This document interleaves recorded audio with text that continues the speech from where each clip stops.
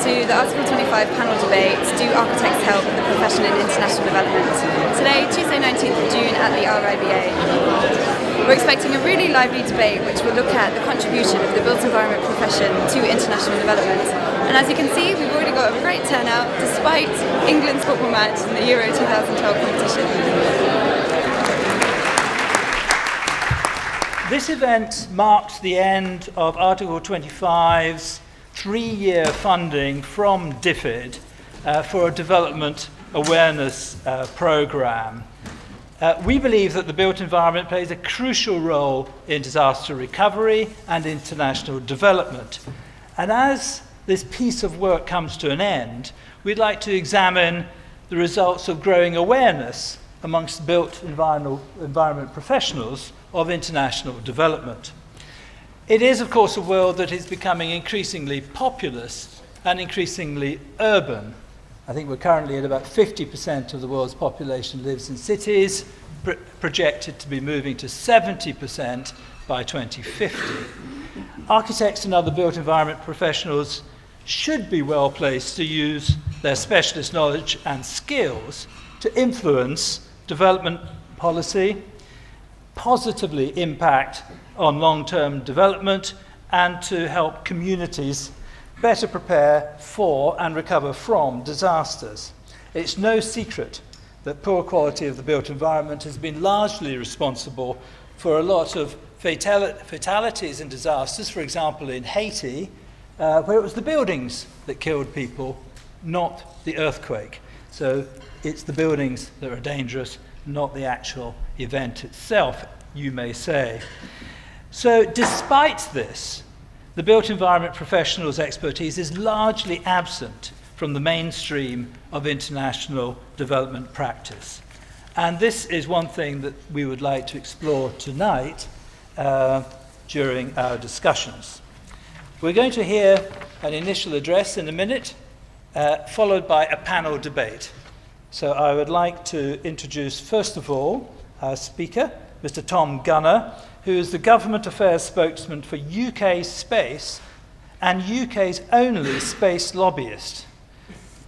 Now, you may think it's a far-fetched thing to stretch international development into space, but Tom is going to give us some valuable lessons from his industry's role in international development that is relevant to ours, and give an insight into some of the challenges and prospects that he sees for international development. Tom, thank you very much. Jack, thank you very much. And in fact, your introduction reminds me of a little case study I'd like to just share with you. In Canada, when you become an engineer, there's a little ritual, an initiation ceremony you go through. It was written actually by Rudyard Kipling in 1926, and you receive an iron ring, and the iron ring is made out of a bridge which collapsed and killed many people, as a reminder that engineering can save lives, and if it's not done properly, it can cost lives as well. So a reminder that many disciplines here have a very important function in saving lives, architecture and engineering too. My industry, which I work in, is populated by engineers and scientists, and if I can offer a different perspective and zoom out around 400 kilometers to be precise, satellites do play a vital role in supporting many of the disciplines and activities that you do in the field. And I just thought I'd like to give a few examples of how technology is changing the natural environment and giving us a unique insight into our changing planet. In fact, the World Meteorological Organization lists 46 essential climate variables which, if individually changed, could trigger further cataclysmic change. Around half of them are best or only monitored by satellites. These are salinity valves in the world's oceans and sea surface temperature, deforestation, etc. So satellites are playing a vital role as, if you like, a kind of green policeman, in fact the canary for much of the change in our climate.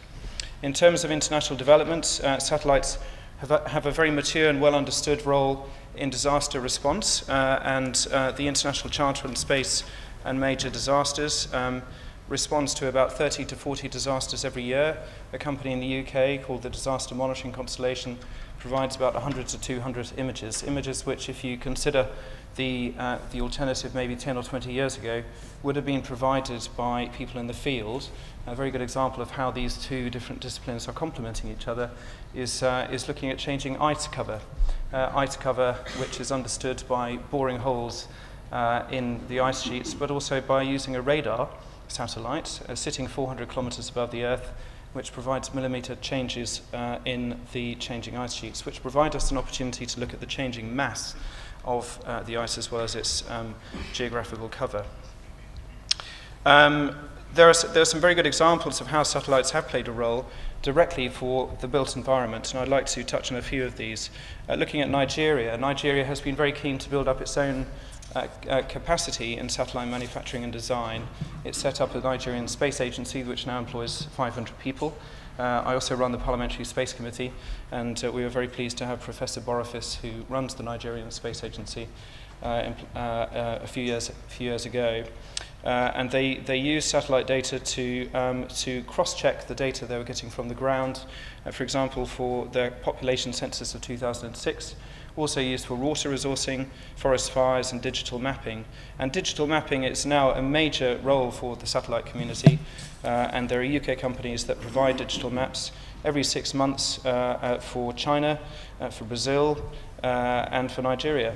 In China, the Premier of China actually wrote a letter to Inmarsat, the world's leading provider of satellite communications, sitting on Old Street, and one of the biggest FTSE flotations when it was floated, to thank him for providing the only sustainable communications infrastructure on the ground after the Sichuan earthquake. Those of you in the field who use BGAN terminals may be pleased to know that this is a terminal that's designed and built in the UK and came from the Old Street roundabouts, to be precise, part of the Shoreditch Silicon roundabouts.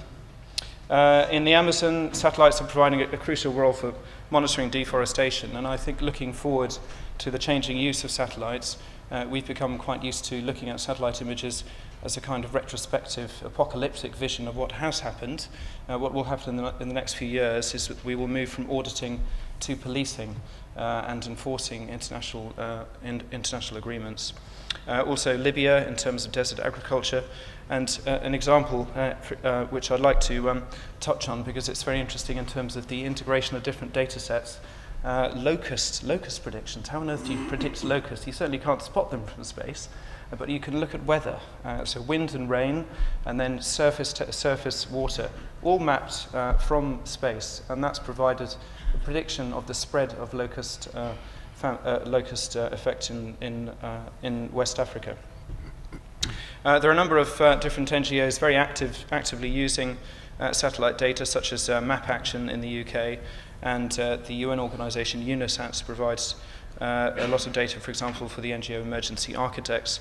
And I'd like to touch on the use by emergency architects of satellite data in the Pakistan earthquake of 2005. And it's quite an interesting example of how spatial context can be better understood by the use of satellite data early, and can save a lot of you a lot of time and a lot of money. And I'm sure it is in the field already. You can tell vegetation cover from satellites. You can tell what the density of rainforest, for example. Very useful if you're trying to see if a rainforest has been thinned, which can fool an aircraft, but with the right instrument on board a radar satellite, you can tell the changing carbon density of the rainforest, which is happening in the Amazon as we speak. In Pakistan, radar satellites were used using long-term data sets to look at changing land cover. And this gives a good idea as to where it is likely to have future landslides. Landslides and flooding risk can be very well predicted and have been predicted in Pakistan, and that was particularly useful post-2005 in the reconstruction. So many buildings were not built simply in the same location as buildings that they replaced. So the sustainable development and reconstruction efforts are significantly helped by the kind of increased spatial context that satellites provide.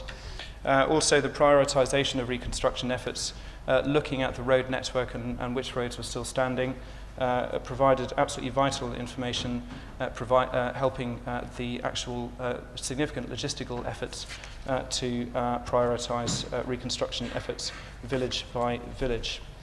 In eastern Chad, in 2004, when 180,000 refugees were left displaced in the eastern Chad desert, 3 refugee camps were being located by the UN agency UNHCR, and they use satellite data, ground-penetrating data, which can penetrate up to 20 meters below the Earth's surface, to do an initial map of the subsurface water supply, the groundwater, and then a French relief agency went in using geology to assess where sustainable water supplies would best locate the refugee camps. So 180,000 people were located using satellite data, which saved a huge amount of cost in the sustainable delivery of water. And in Haiti, again, MapAction and Unisat worked together to assess 300,000 houses, and found that 67,000 of them had been damaged or destroyed in the earthquake. What's interesting is that if you look at a building, maybe a one-story building with a tin roof from a satellite, it looks pretty much the same flattened as it does standing up. So you need to be smart with your satellite data as well. It doesn't automatically tell you what you need. You then therefore use oblique satellite data. So you actually have to call in a satellite at an angle so you can see if it's still standing up. My message is really that the technology is very mature, it's user-friendly. GIS data is playing a very important role in the field. The interoperability and intercombination of different skill sets and disciplines is playing a very important role, and increased awareness and expertise in satellite data and GIS is increasingly important. In fact, to go back to Inmarsat, 10% of all their revenues now come from NGOs. An NGO is more likely to be holding a BGAN terminal than wearing sandals, in my view. Looking to the future, what is happening in the future? UAVs, a very controversial and topical issue, but they've already been piloted in Haiti for their use in reconstruction. There is now a video being installed on the International Space Station, which will provide all sorts of potentially revolutionary opportunities to monitor disasters as they unfold. So the future is changing, and part of it is changing in space, and I hope it's of help to you all. Thank you. So how is this being funded? What's interesting about the space race is that there's a second space race happening now, and we associate space with something which happened, say, 30 or 40 years ago. But there's a whole new funding and business model that's emerging, and many countries are very interested in developing their own capabilities. And the UK actually has a very big role there. So, for example, I didn't mention that in Nigeria, there are only 2 countries training their satellite engineers. The UK and China. It's not the only time that we'll be standing alongside the Chinese in the developing world. If you look at a company such as Surrey Satellites, Surrey Satellites may have 10% of its, give away 5 to 10% of its data to NGOs, but it's operated a very interesting business model, and it's called the Disaster Monitoring Constellation. Each developing country buys a satellite, and by so doing joins a club of their user nations and has access to all of the other data. So there are many countries with great interest in developing their satellite capabilities. They then use these to digitize their country and to develop their understanding of logistics, road networks and buildings. So satellites are not, if you like, the kind of luxury that we might associate with the first generation of satellite users, say 20 or 30 years ago, in the high-spec cars. They're very much delivering real value on the ground. And in fact, 2 other examples I can give quickly is that the Chinese commissioned a satellite called Beijing Sat, built in the UK as it happens, to monitor the progress of the development of their own Olympic infrastructure. And in fact, India's science minister has told the UK science minister, and it's an example he likes to use frequently, that he uses his own satellites to monitor progress in the construction of schools and hospitals to make sure the money is getting to the ground. So there are some very interesting uses and innovative uses across the world which effectively do pay for themselves. With regards to the ground-penetrating radar and the mapping out you're doing of the underground streams, how available is that for people just now? The way in which satellite data tends to work in disaster response is that if you look at the International Charter for Major Space and Disasters, it effectively decides through its membership organisation when a disaster warrants satellite data. and then a call is, Batman style triggered, and the call goes out to satellite data providers, and those providers who are members of effectively satellite operators, effectively through an organisation, an agreement, intergovernmental agreement, provide that satellite data for free, and all of the NGOs who are signed up then can receive access to that data. So there are a number of different points of contact if anyone wishes to find data instantly. The first one I should say is Google Earth. I mean, Google Earth has provided a huge step change in people's understanding, and I think it's demystified GIS in the field as well, so it's a less intimidating new technology. But I would highlight Map Action, Unisat, and the Unisat website provides contact details as well, and I think there was a third, the disaster monitoring constellation based in Guildford is also a very important UK provider of satellite data for NGOs across the world. Like any academic, I stared for a long time at the title of this evening, and this is the first thing I wanted to say in response, that international development is serious business. It's a business. Aid flows last year were well over $120 billion. You can at least double that through remittances, emergency response. This is a very big business that we're talking about. Secondly, it's very serious. We have serious organizations, the World Bank, United Nations, IFRC, a whole myriad of NGOs doing an awful lot of things, some of which we heard about from Tom, doing super sophisticated, cutting-edge activity. So the point I'd like to make is, it's not philanthropy, it's not doing good. This is a serious business, international development. Within that, we could talk about lots of things. I'd like to pick up two, and happily one ties into what Jack just said. Two game changers happening right now. The first one, urban growth. And you can see where rural touches urban there, and that's right now. And 2 years ago, who knows, over half the world urban, it's going to really grow.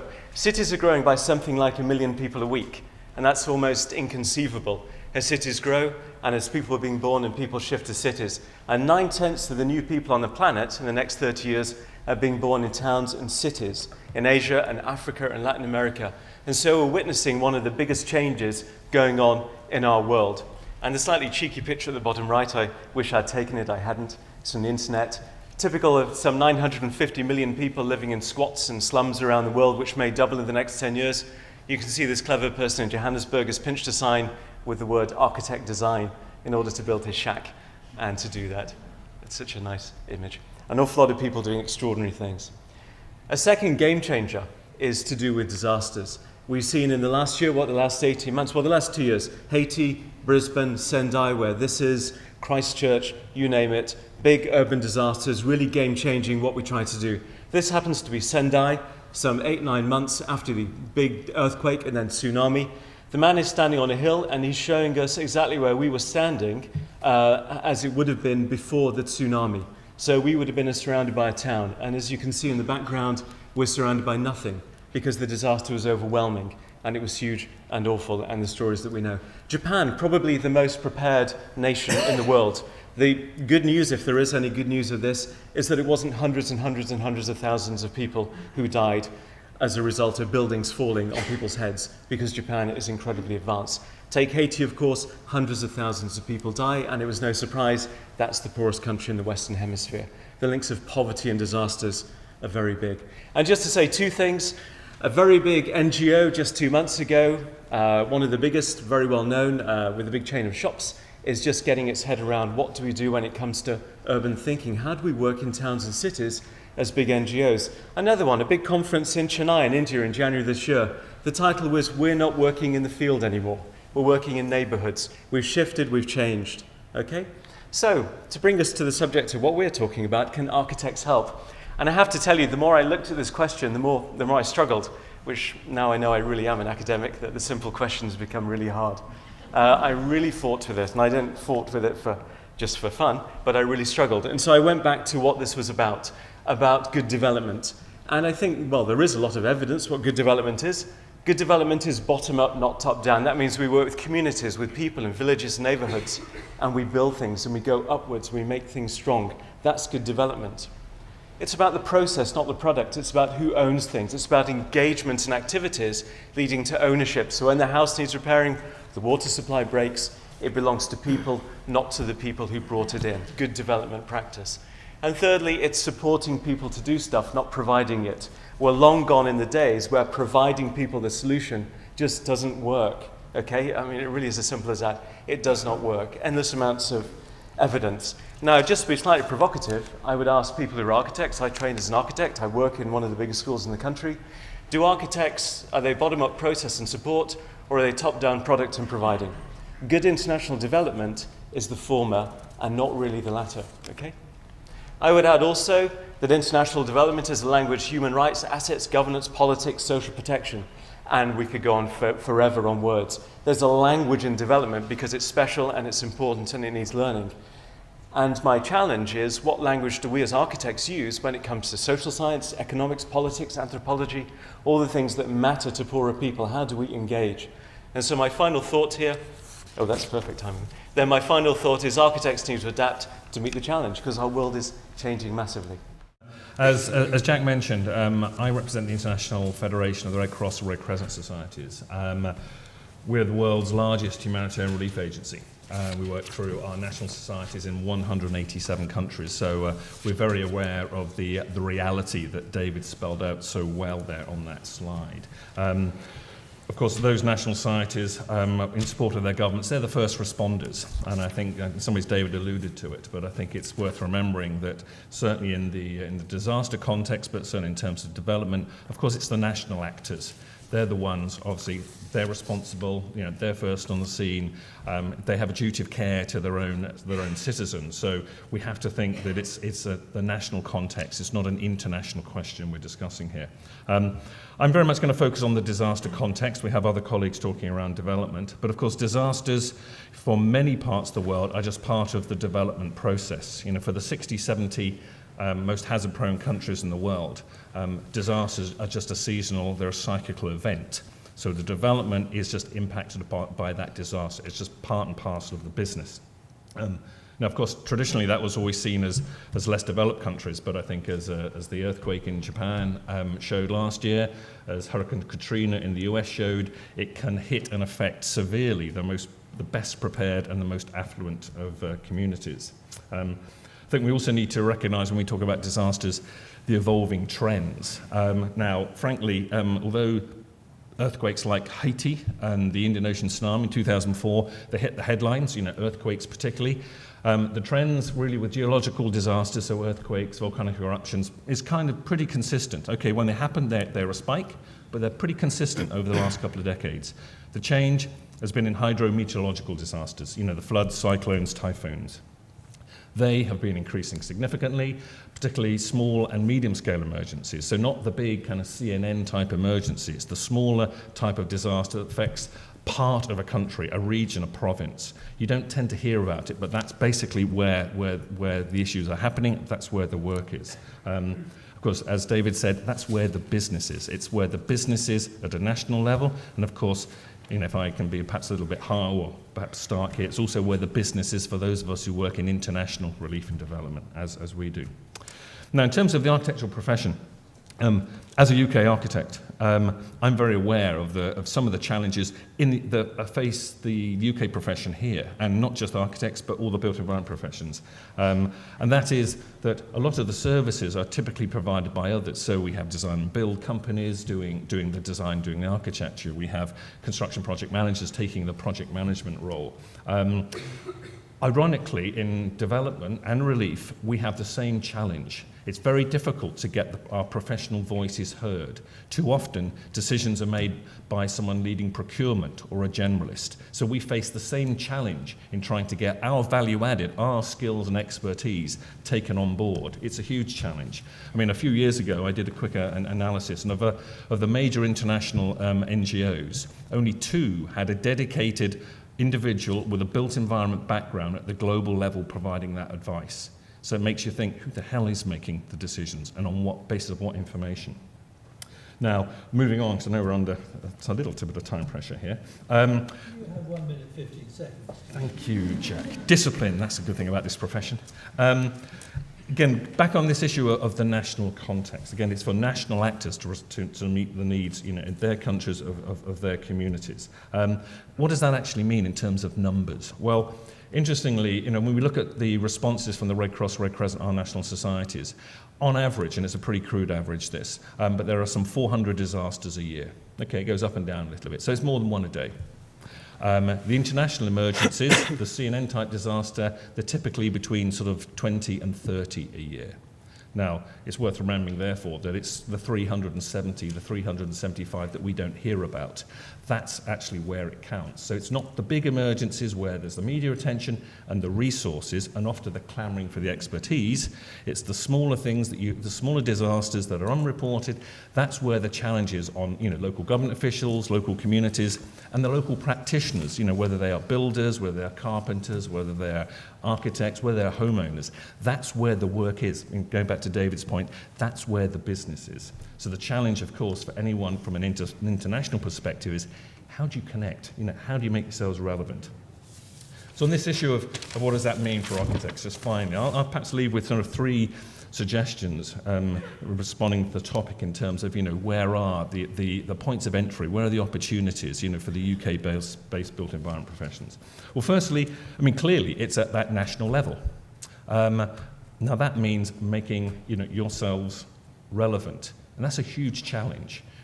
What do you have? What can you offer that can't be provided from someone, in that community, in that neighbourhood? Locally trained, nationally trained, speaks the language, etc. Is familiar with building techniques, the risks, the vulnerabilities. What can you add?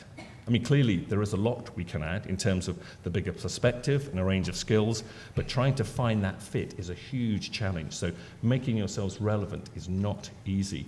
And we see a gradual shift in many countries, and I'll give one example of Indonesia, which obviously is in the Ring of Fire in the Pacific. A short example. Indonesia, before always a recipient of international assistance, are now really taking the lead, setting up their own disaster management bureau, their own expertise. They are now only selectively calling in internationals. That even includes the Red Cross. We had to negotiate, to actually provide some international expertise last time round, because they are fairly comfortable that they can do it themselves. So, in terms of the market, that business, it's shrinking. Secondly, the second area of perhaps, engagement, and it's appropriate being here at the RIBA, is to look at how we actually work through the various institutes and institutions. How do we empower, enrich, share knowledge, connect at that level? Because that's the missing piece. I think we see this a lot, certainly in many countries where the institutes are not as well established and well structured and well resourced. There are professionals out there who are desperate for learning opportunities, for support, for engagement. Now that doesn't have to happen from institute to institute. It can happen at individual to individual level, which can obviously filter up and inform those institutes. That's something I would certainly suggest. And lastly, it's straightforward engagement with the actors who actually do some of this work. So some of the development actors are on this platform, and even actors like the Red Cross. Of course, we work with built environment professionals. I'm an architect. I have a small team based in Geneva, architects and some planners. We have a number of dotted around the world. We obviously work with national actors. We only have a certain standing capacity. And bigger disasters, and Haiti is a case in point, of course, we actually have to outsource. We have to go into partnership through tendering or through collaborations. An example is we work with Arabs a lot around, obviously, focused on structural engineering. There's obviously an expertise that we don't have in-house. So there are opportunities to engage. It is a career. You just need to kind of find that space. And perhaps one last sort of closing point, and perhaps it's a bit of a challenge, is that if I look at the engineering and construction industry, the big multinationals are actually starting to get their act together. They see disasters are an interesting business opportunity. They say it's good for media. They say it's good for their corporate social responsibility. So just as an example, 11 of the big companies have got together to actually form a partnership. The Red Cross, we're part of that with the World Economic Forum, who you probably best know for their Davos event once a year with all the world leaders, to actually look at how we coordinate the engagement of the private sector in disasters. Now, I suppose my challenge back to the RIBA and the other professional institutes in the UK is, to what extent can you get together and provide a simpler focus for actors like the Red Cross and others who need more of a one-stop shop a little bit of predictability in terms of how we can better engage with the built environment professions. I mean, RICS, who are sitting in the audience, have made a few steps. Obviously, Article 25 is a perfect example of that. But it's still, you know, for someone sitting in the middle, I see myself as potentially a client, you know, it's quite a lot of noise out there. How can you make it a bit easier for actors, you know, like me to engage with you? Thank you. Two short story, no slides. My first assignment in the field after being graduated as a young architect in Italy was in Bosnia, in the ravished world Bosnia-Herzegovina, and my boss was a nurse. Beautiful girl, very capable girl, and we have a project that was about 120 collective centers to run out. And a few years later, when we had an evaluation in 2005 of the different impact that professionals and reconstruction, specifically after the war in Bosnia, as a sort of impact, we discovered that out of the 170,000 houses that were built as a main element, as a core component of the Dayton Peace Agreement, about 25% were empty, were not used as a house. So my questioning about the role of architecture starts from this kind of basic assumption. And I was tempted coming here saying yes and no. And then I said, okay, you might think that I'm a bit lost. No, I'm not lost, in the sense that I do think that the relevance of architecture is both. And why is both yes and no? And yes and no for different reasons, because if you go back to what the mainstream architecture is doing, and it's very interesting, recently, if you go through Domus International, Lotus, Harvard Design Magazine, different exhibitions around the world, there is a very interesting shift of expanding the role of architecture with something that is more socially engaged, if you want, is more provoking, related to the bottom-up, if you want. So it's not using the conventional category, intellectual, and the process of disaster relief, of international development, so they're not using the same language. But to a certain extent goes back to a radicality of the change. A radicality, if you want, very much back to the alla John Turner, if you want. I'm staying within architecture. I'm playing in my architectural field, and I'm trying to expand what is, not dismantling completely what I know, how I know how to do things, and what I'm up for. So I do think that the critical dimension of architecture being into disaster and into development is not just leaving the mainstream continuously speaking about, you know, informality, change, disasters, and whatever, but critically engaging with those thoughts and being positive of this sort of derive of, wow, we speak about something that is relevant. Now, it might not be sufficient, it's not enough, it's not just a starting point, but it's definitely a way to go. On the other side, we do have the conventional development practitioner that just recently redeveloped the notion of space, of architecture, and of design. So in a way, they have been losing their attention to the spatial dimension, to the component of the spatial dimension at different scales, and especially in the design way of thinking.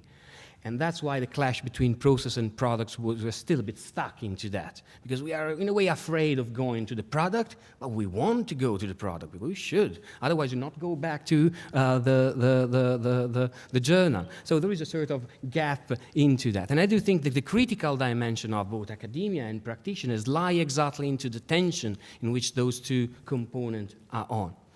And of course, and I do think of all being disasters and development, I'm just coming from a very provocative experience in Southeast Asia, in Bangkok, and all the area of Southeast Asia.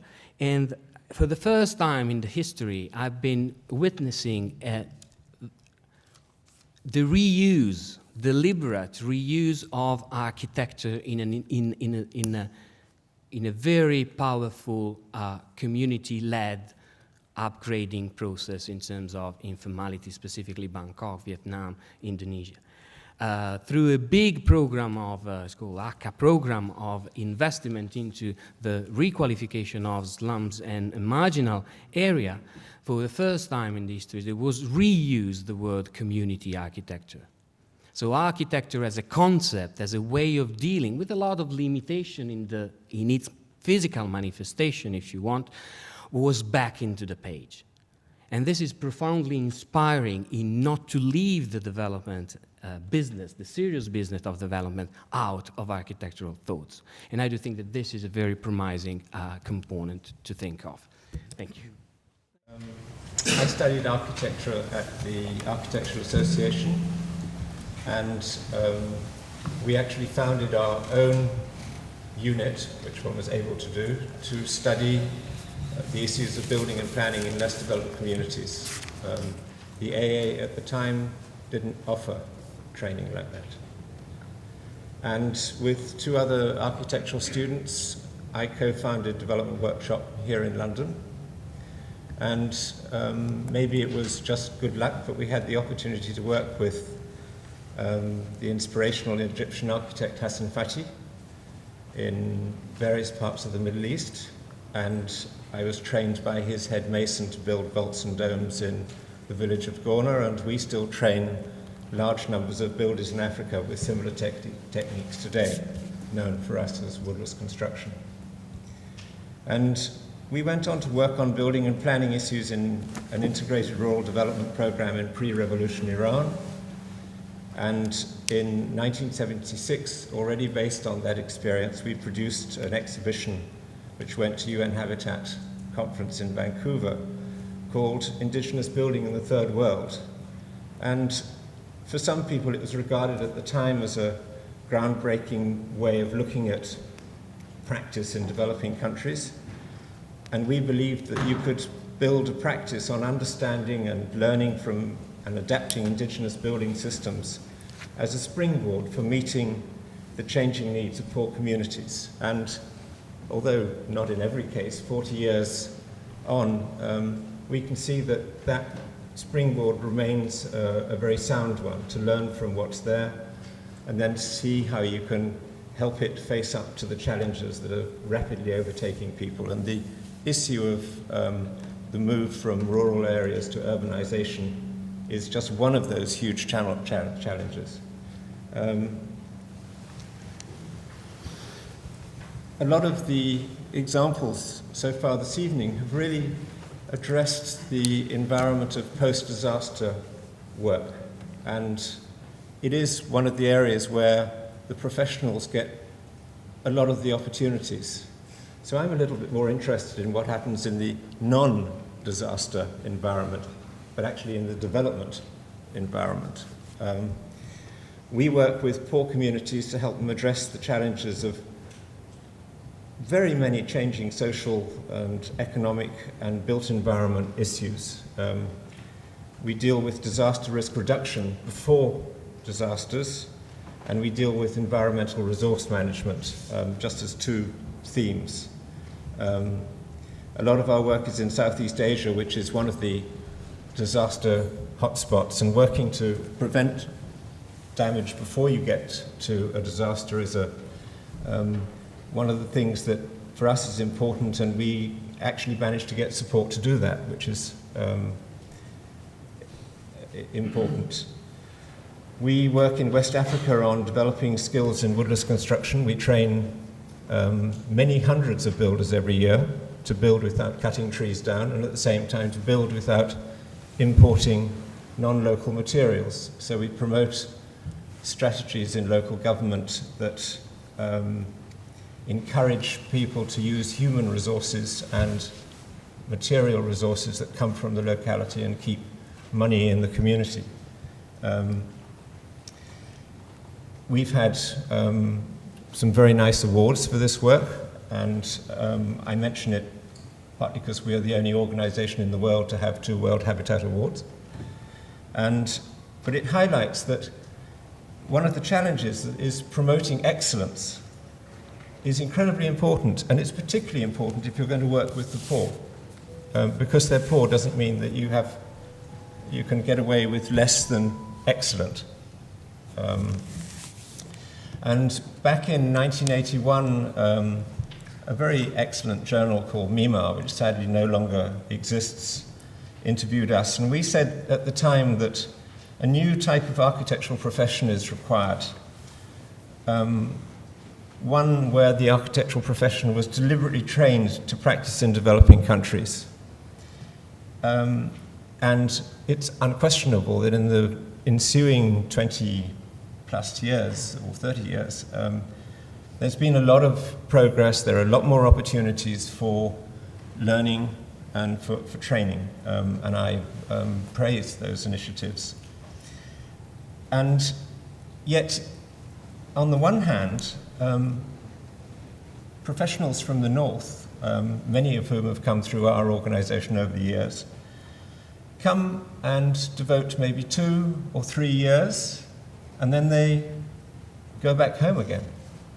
And for no fault or criticism, they get drawn back into the mainstream of architecture or sometimes other things, and really find the opportunity to use valuable experience that they have gained by working in the field.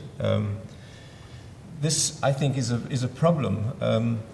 It's not a question of are you able to help, but do you have the opportunity to help? And the number of people who ring me up and say, I'm at a really difficult point in my life, I have to make a decision. Can I carry on working in Africa or Asia, or it doesn't matter where? Or maybe I need to get a mortgage down. And I was planning on getting married, and, a problem. The other side of the coin is more alarming, and it's that... You're in injury time now. Okay. When a crisis occurs, humanitarian agencies predominantly and sadly bring in architects with no experience in developing contexts or poor communities. When we worked in Aceh, one man in New York said, I'm a building contractor, I reckon I can go out and help these people. Fair enough. Our strategy is to develop skills within developing countries, so we invest in the local population. And I think that it's important to have continuity, and that's part of what we get. We have people who work with us 15, 20 years. Another aspect is what opportunities are there for architects to help? And one of the problems is that the issue of shelter, the built environment, and human settlements is the poor cousin of agency work. And very few agencies worldwide maintain a department or a sector that addresses shelter, support, and issues in poor communities. And there are some exceptional examples where that's not the case. Federation is a leading one.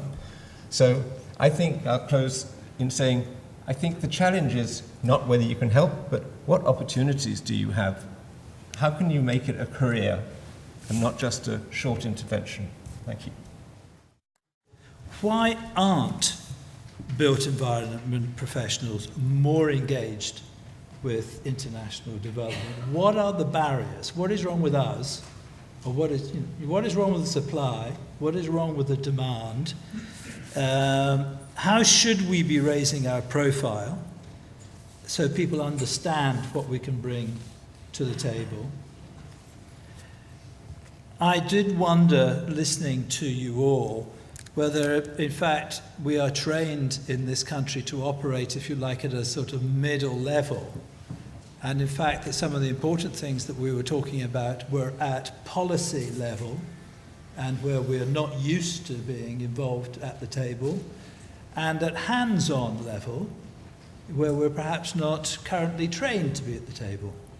And, one of the things I observe with the architects from Architectural 25 that get involved in the field is that they act actually in a rather old-fashioned way, a much more rounded type of professional expertise, without the trappings of the multi-layered construction industry in the West, but getting right to it and giving a really broad spectrum of advice, not just the narrow middle level that we tend to be trained in.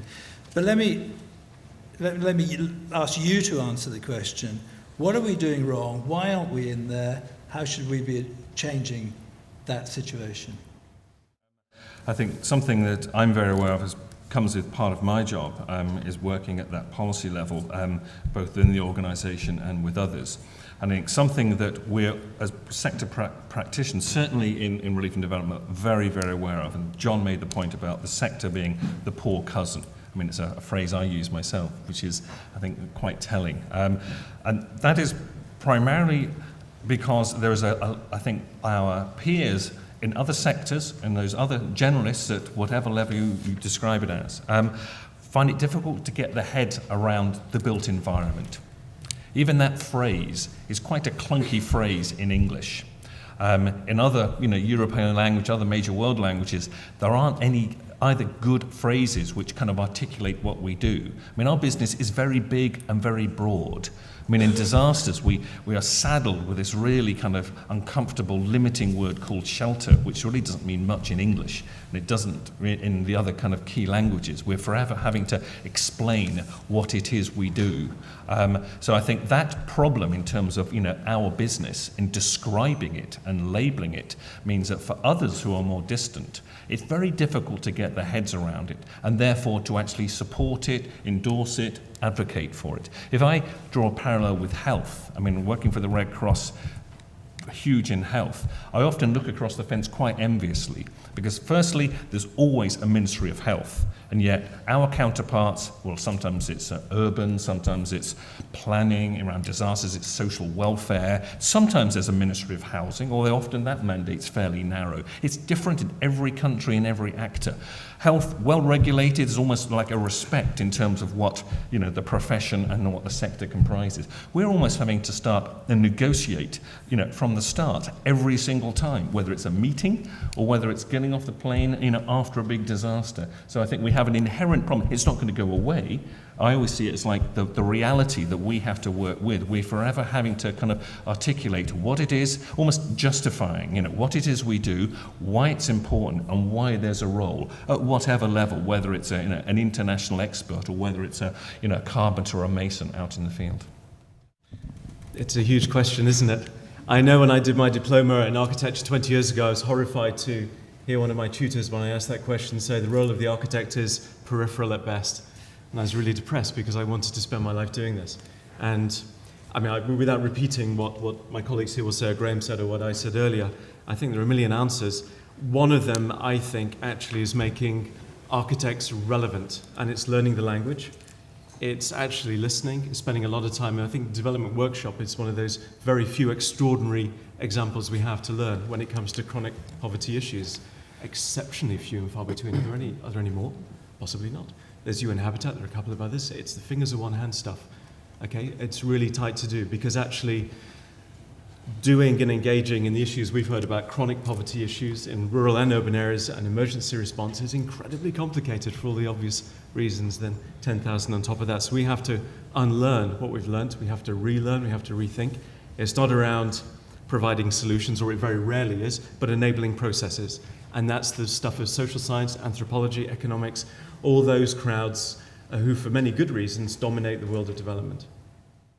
I think that's right, that the technical and the design aspect of working in the built environment is actually sometimes a really low priority.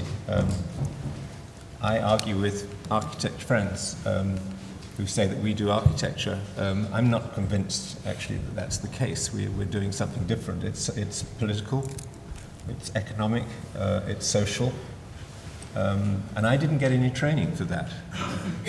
I've had to learn on the hoof, which is interesting. And the people we learn from are actually the people on the ground who tell us what it's actually really like and what they're trying to do.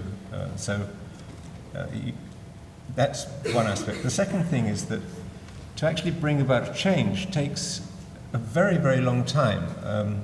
So I criticized to you earlier on, sorry to put it like that a lot of people go and work for 2 or 3 years and then they leave. It's not a fault. The other side of that coin is that the donors think in terms of fairly short-term projects, 2-3 years. And you can't actually bring about change in 2 or 3 years. We've worked in Vietnam since 1989, and we're still trying to get there.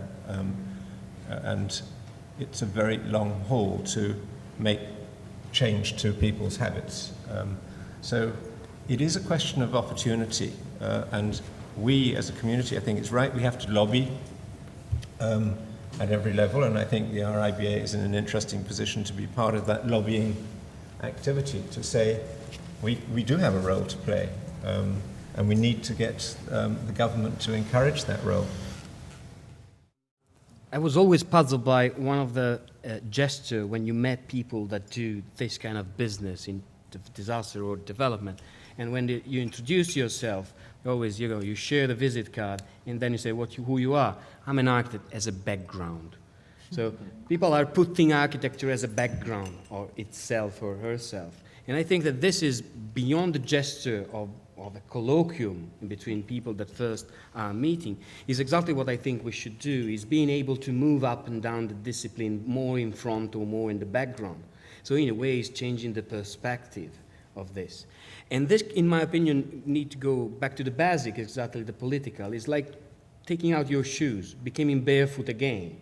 Though the barefoot architecture was a sort of specific way, specific mood, a specific ethics of doing international development and architecture historically, I guess that what we should do is really, really taking out our shoes, so being more ground-oriented. And in order to do that, we need to reconfigure the design. I have a trouble with the design in English per se, and that's what I'm teaching with the students, because I'm coming from Italy, and in Italian design is both the program, the process, the doing, and the outcome.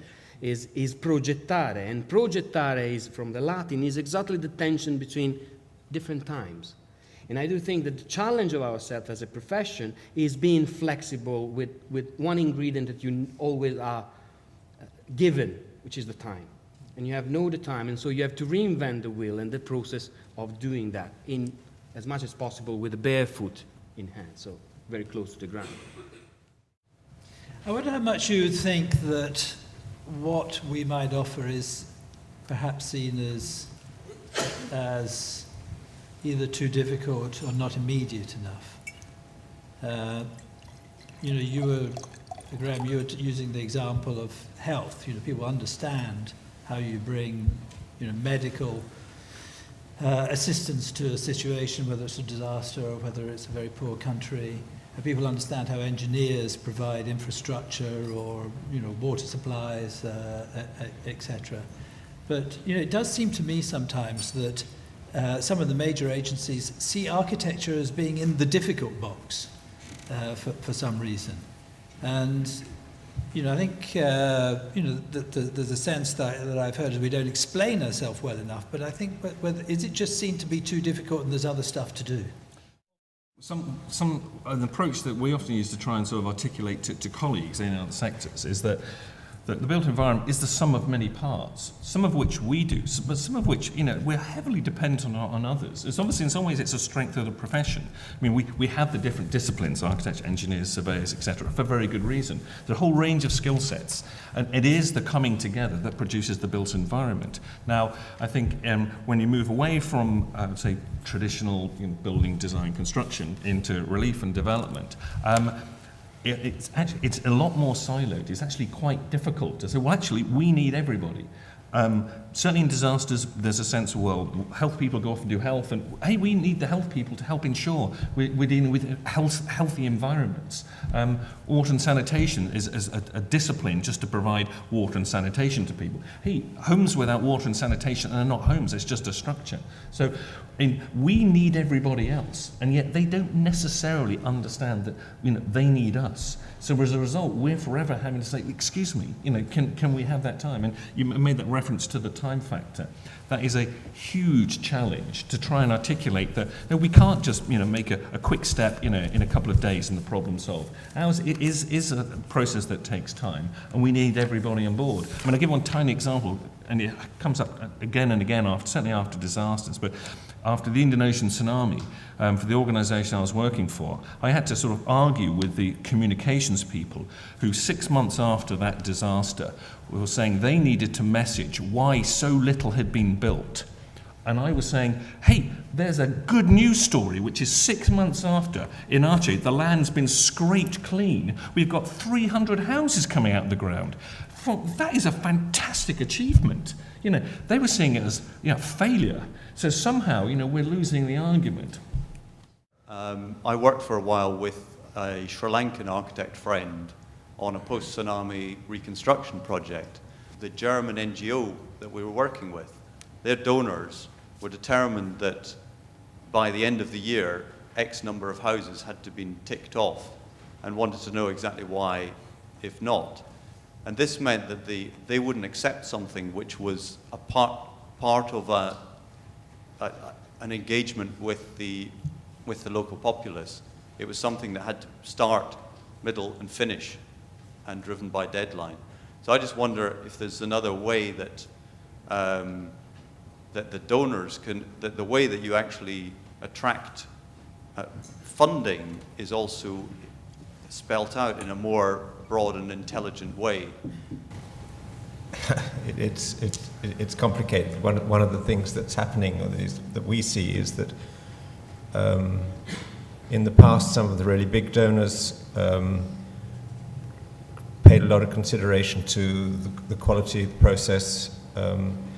With financial crisis going on, there's a shift in donor behavior to see that it's considerably more driven by accountants, and you're looking at numbers.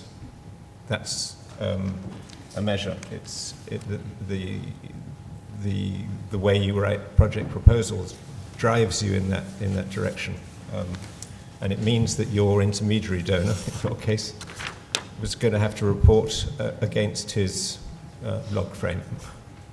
So it's not a very, it's not an environment that's very conducive to generating quality, and it's partly not conducive because quality takes time.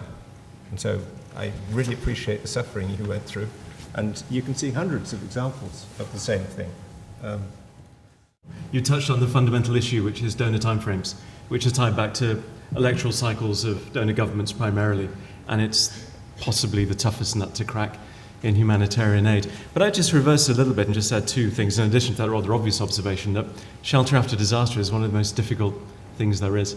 The Humanitarian Emergency Response Review that came out last year, intractably difficult, you'll remember this, Graham, it's very difficult to actually do shelter after disaster well. Paddy Ashdown's report, incredibly hard.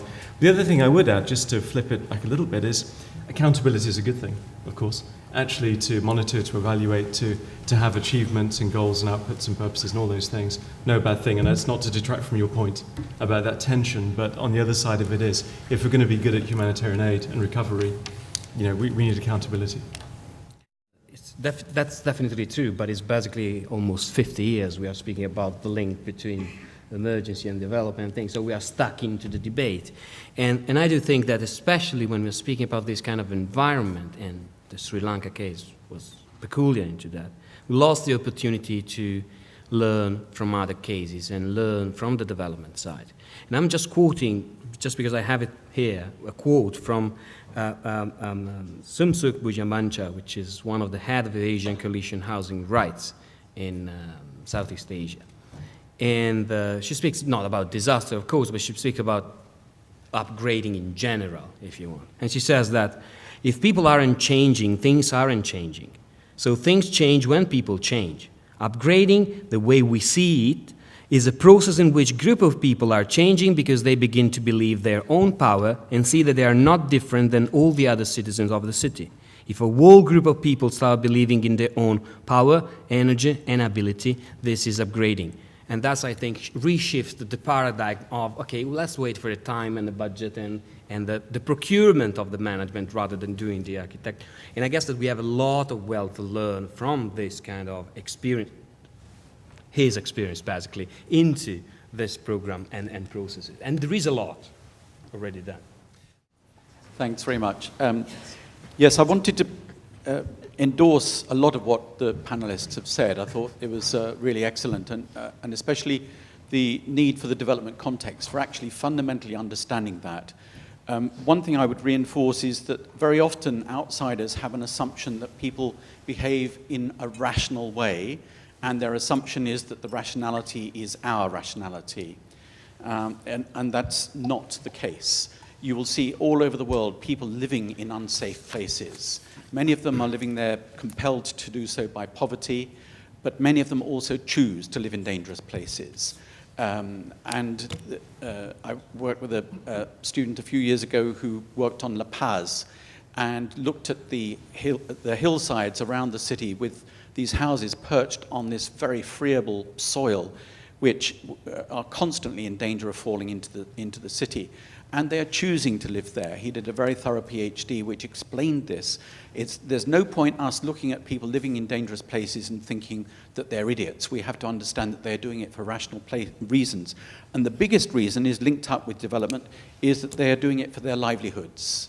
They are choosing to live there because they outweigh the risk with the benefits that they get from living there for their livelihoods. And it's about what David said, understanding that development context, understanding where the people themselves are coming from.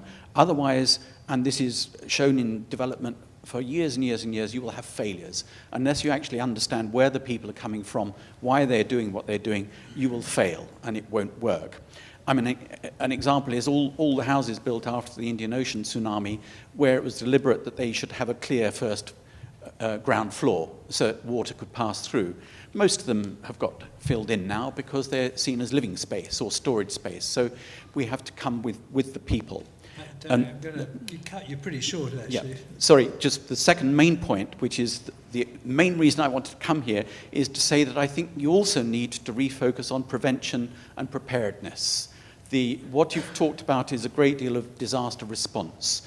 Unless you're also working in prevention and preparedness, it also is going to be a constant stream of failures. Somebody mentioned Japan. They did very well on the buildings not falling down, killing people. The key problem is spreading that to other countries, including poor countries.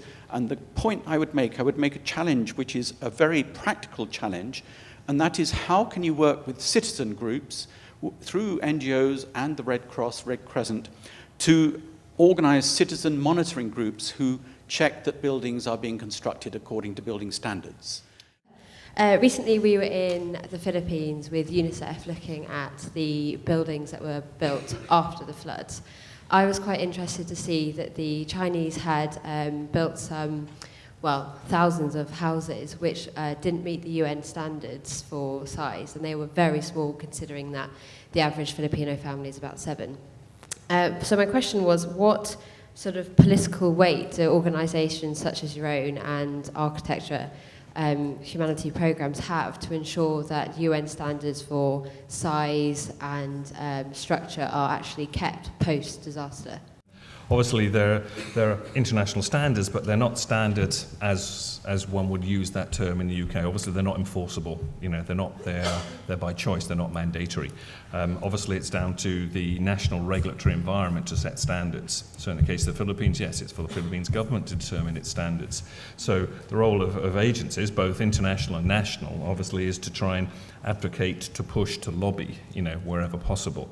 I do think we have achieved some considerable success because often in a national context, standards by themselves tend to, I wouldn't say get out of date, but in terms of the application of standards, sometimes that's a huge challenge. And by obviously working on the ground, there's a chance to actually push the envelope a little bit. Obviously, I don't know the example you give, although from the information you shared, I would suggest that was probably more of a top-down, donation, driven by the donor, in that case, the Chinese government. Which obviously in many cases, in many affected countries are some ways are willing to accept less than desirable assistance because it's better than no assistance. But it goes back to, in some ways, the topic we were talking about. Where was the consultation? To what extent, were the appropriate ministers in the Philippines, and there is no Ministry for Housing, and the dilemma we have there is fragmented across different ministries. Where were they within that conversation in terms of that particular form of assistance and those kind of standards. I mean, it highlights a dilemma. Yes, we're debating here in London about the international context. This is a challenge, obviously, for Filipino, built environment professionals and their institutes and their standards. How is that happening? What is their say in this? What is their role? How can they, be empowered to engage on this issue? Because if they're not able to do that, we're certainly not going to do that from London. Some of the work we've done at Article 25 has been reviewing on a programme-wide basis the standards of construction, and I better not say where large sums of aid money have been used, and it has been unsatisfactory in the main. So I think this issue of standards is a very real one. The majority of people who build in the informal sector, and they're not actually dealing with standards at all. In the work we do in Southeast Asia, and we did some in Haiti as well, we promote basic principles of safety in construction. In other words, if you achieve a particular type of action, which can be generic, you will move towards making your house safe. It doesn't apply to a particular type of construction. It applies to an idea about what makes a building resist an earthquake, or what makes a building resist a typhoon, a cyclone. There's a gap between standards up here and reality down here. So that's an interesting area to work in. And in Vietnam, we will now be working in the next 18 months to bridge the gap with the Ministry of Construction so that the population validate their standards, to actually turn the tables on the process and make it a bottom-up process, where people say, that's fine, but we can't do it like that. We're too poor, so what can you achieve? So I think this notion of principles is a lot easier to convey to communities than the notion of complex standards that are invariably drawn up in the capital and sometimes drawn up in some other country. For example, West Africa, they're drawn up in France.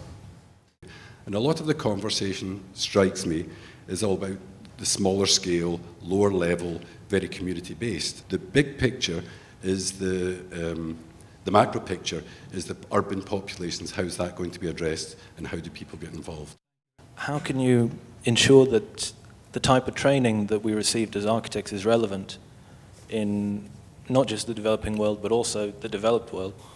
And the other part is, in a globalizing world, how can we avoid competing with local architects, which could be employed to do much of this work?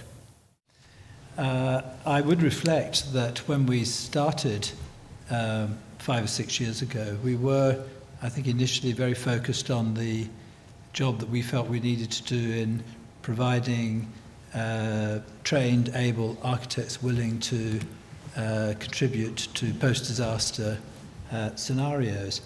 But we very quickly realized that that was, A, not necessarily a model that was going to work, and B, not part of the whole story, because indeed the work and development was equally important.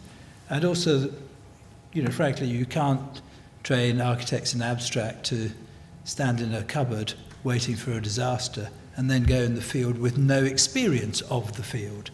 And in fact, that the skills that people learn and that we would learn as an organization working in development would be also transferable into post-disaster. So that was why we changed our model after about the first year. And I think we were right to do that. I'm going to leave others to address the bigger question of the macro scale and also the training of architects. Well, it's a really small question, isn't it? What can we do about cities growing by 1 million people a week? I know for me, I could say nothing you've not already thought of and pondered on. But just to point out, it seems to me that the political will to do something about it is not yet there. And when it becomes to a point where it breaks, then maybe there will be. And tragically, that seems to be the human condition, that we don't seem to act until it's too late and then we learn from it. And that's the tragedy of being weak at preparedness, of course, and prevention and all these things. Who knows, politics, political will, all those things, harnessing the private sector, trying to do something. It will happen. You can't stop urbanization. 9/10 of people being born in cities you'll know, there were policies in Dhaka years ago about keep slums awful because it'll stop people coming. Well, that's slightly weird, isn't it? It's actually, how do you actually turn that into an opportunity? Diffid 10 years ago used to say that urban growth was an engine of change and was a good thing and is powerful. Maybe they'll say that again. And we take this as something good. And maybe it's how we see it, and we don't know yet. It's uncharted territory. But it just strikes me, one small observation is we react too late, and the political will largely isn't there yet. But it may change. But just touching on architects, maybe architects do have a role. I said I struggled with that question, how can we help? And I think maybe what's behind that is an assumption that we go there to help. And of course, if it was 1975, maybe that was the case, but it's not now. It's a globalized world. Actually, it's different. The game has changed. And, the power balance is shifting to Asia, and things are shifting, and then the careers of people doing architecture, whatever it is, in their 20s and 30s, it would be amazing if you stay in this country, because things are changing in that way. On the big one, I agree with David's comments. Yes, it is a conundrum. Obviously, it does face all of us. I mean, mankind. I suppose the short answer is as an eternal optimist, I do see that the old argument, yes, cities, urban is a huge challenge. The flip side, and it's a huge risk. The flip side is fantastic opportunities.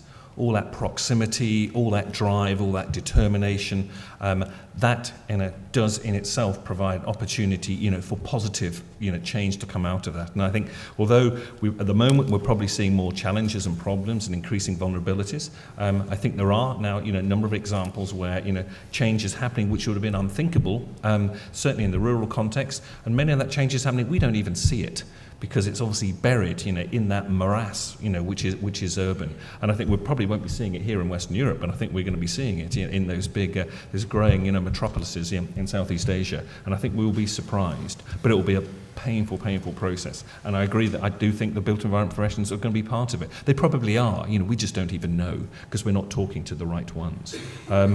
In terms of the question around, the profession and how well equipped we are, well, I think, David and I were chuckling slightly because we're pleased to have that question because, admittedly, the profession, certainly in the UK, but one would probably argue, across Europe, perhaps this is an area that's been neglected.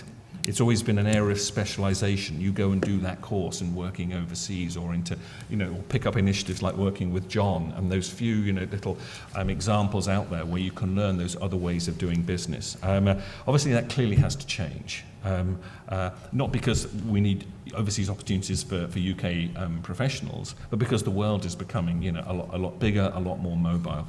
There are now some opportunities. Oxford Brookes last year, I think, launched the first, to my knowledge, shelter after disaster course.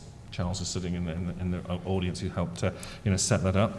As Red Cross, Red Crescent, we, apart from the fact that our internal trainings for our staff are now accredited, so it's now a career path within the organisation to actually get those skills in housing in a humanitarian context. But we're now also starting to partner with other academic institutes around the world to actually put that as a course option as part of mainstream master's courses. So it becomes, part and parcel of what we do as professionals in terms of one's trainings. You don't have to go off and do that, but it should be part of your knowledge and your armoury.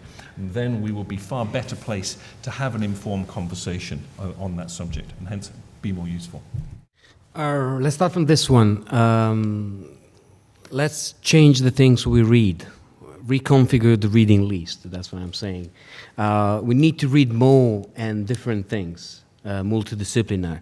I do something like that. On a Monday, I'm reading architecture. On Tuesday, I'm reading development. On Wednesday, I'm reading engineering.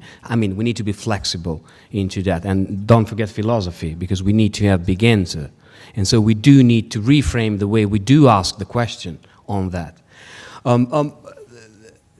And having said that, from a certain more institutional, from someone that run an educational course in development planning unit is pretty interesting. But also think on speaking with people that are completely different with you, not speaking with the same people. And I do think that this kind of continuous multidisciplinarity of the conversation needs to happen more often. And we are lucky because we are continually speaking about development planning, but we're speaking with people that do beautiful 3D drawing that we are not understanding what they are all about.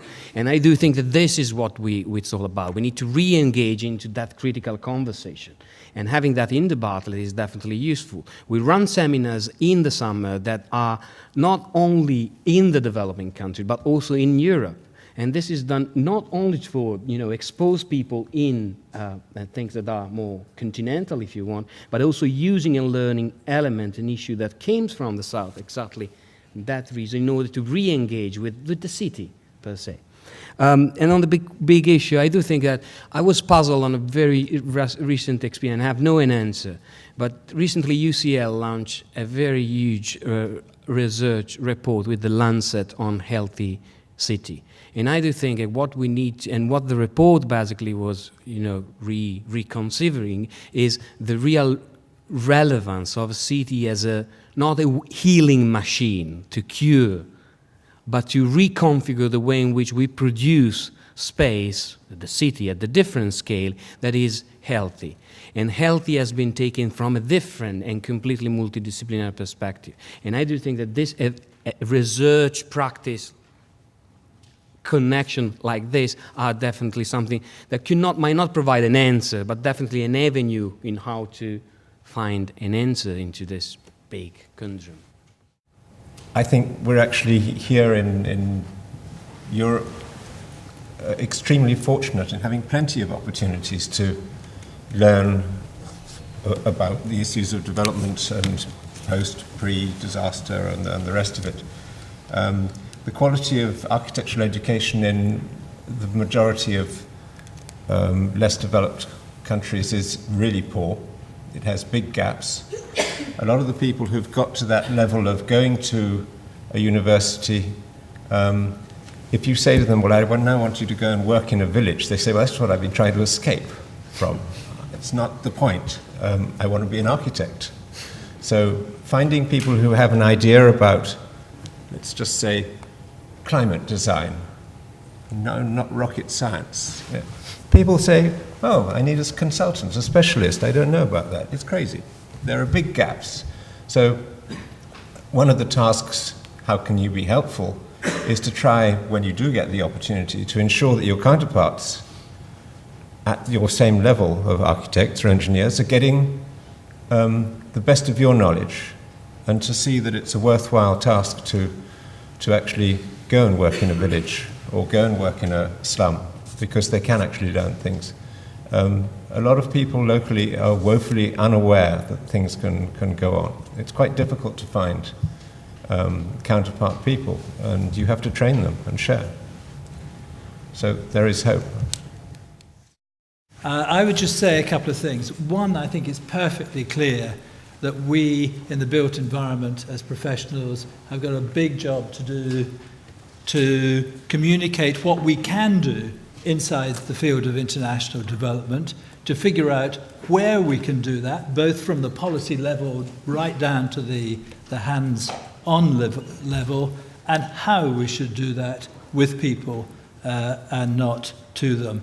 I think we've had fantastic presentations from Tom Gunner, who did talk about rocket science, David Sanderson, Camillo Boano, John Norton, and Graham Saunders, and I'd like you to thank them all very much. It's